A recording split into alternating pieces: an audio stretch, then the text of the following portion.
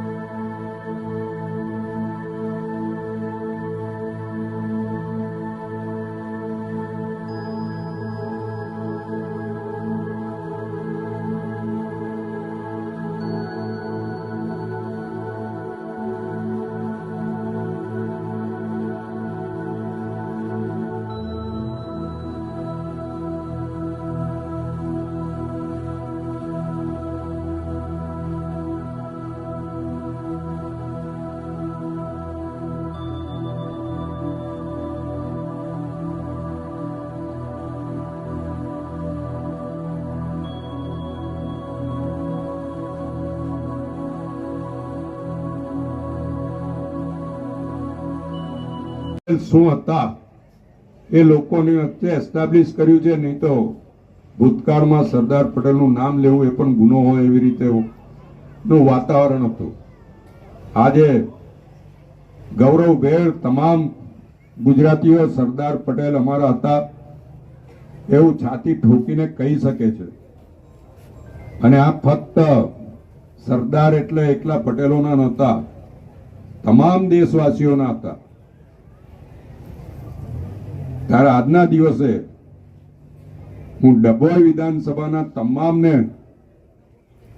સરદાર પટેલ 150મી જયંતિની શુભેચ્છા આપું છું, એકતા માર્ચની શુભેચ્છા આપું છું અને આમાં જેટલા જણ ભાગ લઈ રહ્યા છે એ બધાને અભિનંદન આપું છું। હમણાં ભારત માતા બનેલી વંદે વંદે જય સરદાર. આ તો વધારે જોરથી જેમના માટે આપણે ભેગા થયા છીએ. જય સરદાર. સરદાર વલ્લભભાઈ પટેલની 150મી જન્મ જયંતિ સમગ્ર દેશ ઉજવી રહ્યો છે અને એમણે આ દેશને એક કર્યો.